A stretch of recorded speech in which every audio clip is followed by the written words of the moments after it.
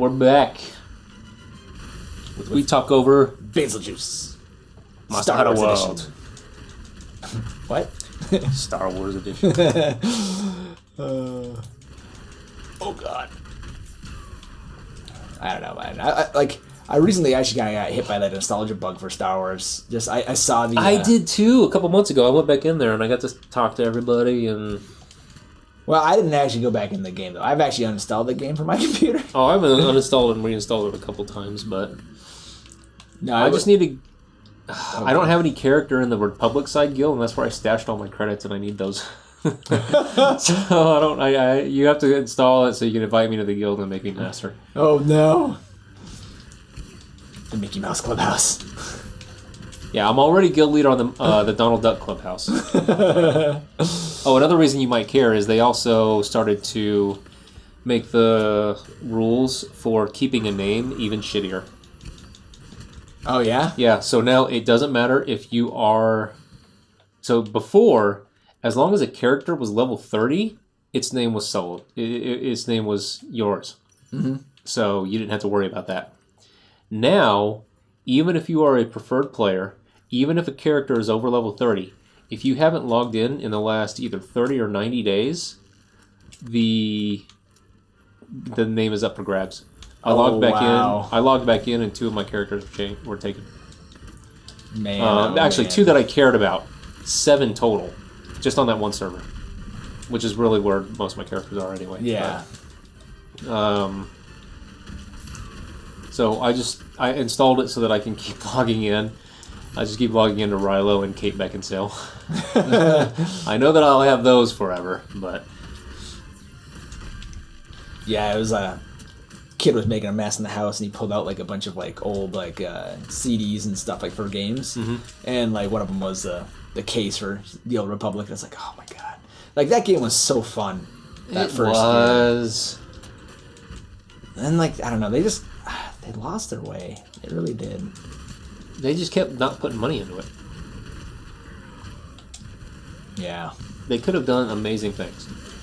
I remember there being a Reddit post about someone who said that they had some word on what was going to happen and that they were actually working on a sequel and this is how the sequel was going to work, and it was probably all made up, but god damn, it was fucking something to look for. And just like BioWare, maybe this is fake, but can you still please do this?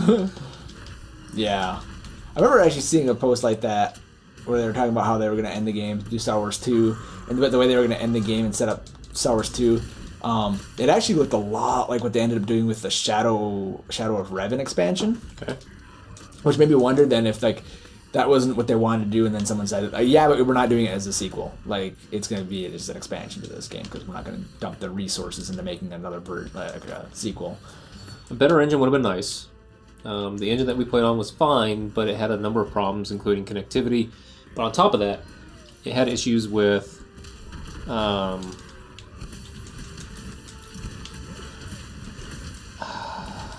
shit, I just had it. I was just thinking about it.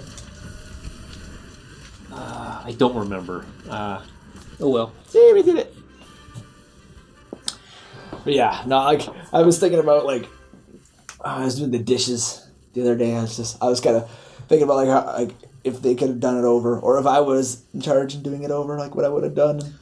Well, I remember one of the things that I always hated about the content as it went on is, let's start with the voices. If you're making a big game, I don't care if you're a big company, unless you're going to hire these people to indefinite contracts, in which case, which will never happen. Right. Do not hire big voice name actors for your game, unless you're going to fucking kill them off. Yeah. Just end of story. Because what's going to happen is like what is the reason why this thing that they've been doing. Yay, Mighty Jewel 2. It's my first one. Waterboy's excited. Yeah, it's actually that's kind of cool, guys. Pretty pumped about that. So they've been doing this thing where you can eventually have every companion on every character. Yeah. Which is great because I've always wanted to have Nadia on Riylo. Literally.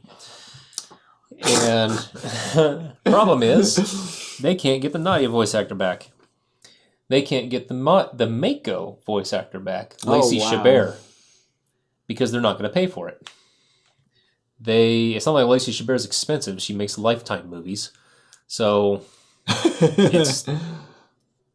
they can't get a number of voice actors back to do things. So they're not going to have a lot. Like some of these companions will absolutely never be someone that you can get on every character, on any character other than their originals.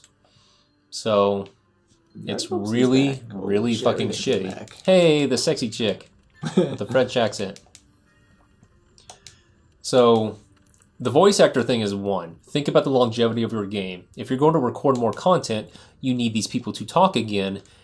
Are you going to get these people to talk again? No. Don't make it a special famous person where you have to pay them a lot. And two, just get a regular person. They don't have to be famous. Help out someone who is a lot cheaper and who wants to build out their resume, and now they can have a big blockbuster game. And two, you'll be more likely to have someone that can, kind of just do their voice. You know, it's much less famous if you go out and you get a famous person because of their voice.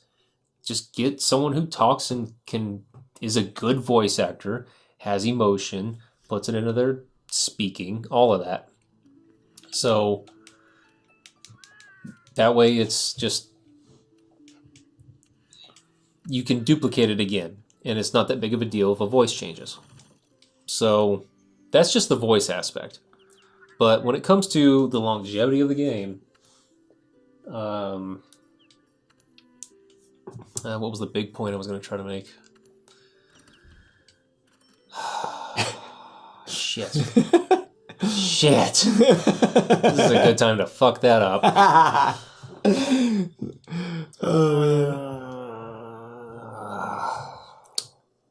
I wish I knew. This voice thing went on for a while, so I'm not sure where we were going second. I was going to go first, too.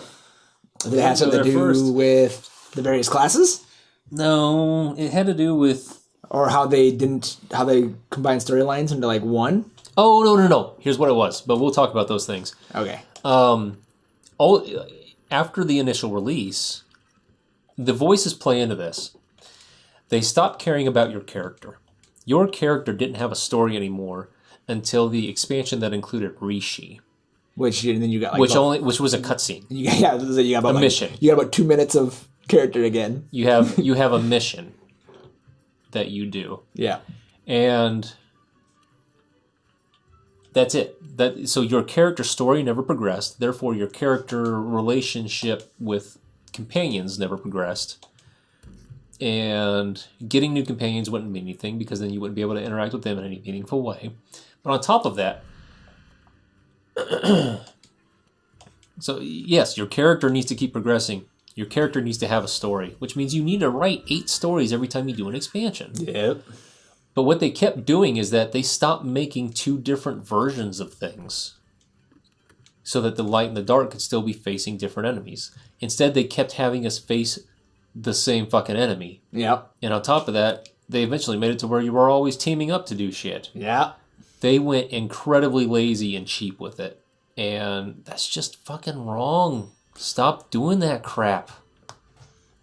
See, like, my theory was I think they should have, I'm not going to say done that from the get-go. I think they shouldn't have done I think they should not have done the World of Warcraft right from the get-go. Like, I don't think they should have done 2 factions with, like, people playing against each other and shit. Because that already, like, started causing problems pretty quickly. Right? Well, it only caused problems because they did a poor job of actually making sure that everything was identical. Because they weren't. Right. There are things in the game that are still not the same. Obum's a really good authority on that shit. But there are moves that work differently. Imperial and Republic side. Like, just this, it's supposed to be... Because they mirror all the classes. Yeah. That's fine. They're just called different moves. And they have different animations. But they're supposed to be the same move. But there are some that are actually not like that. And they just won't go back in and fix it. Nope. I don't think 2 sides was necessarily a problem.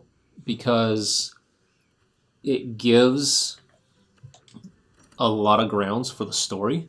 Yeah. But because if you think about it, what would have been the hub if there wasn't 2 sides?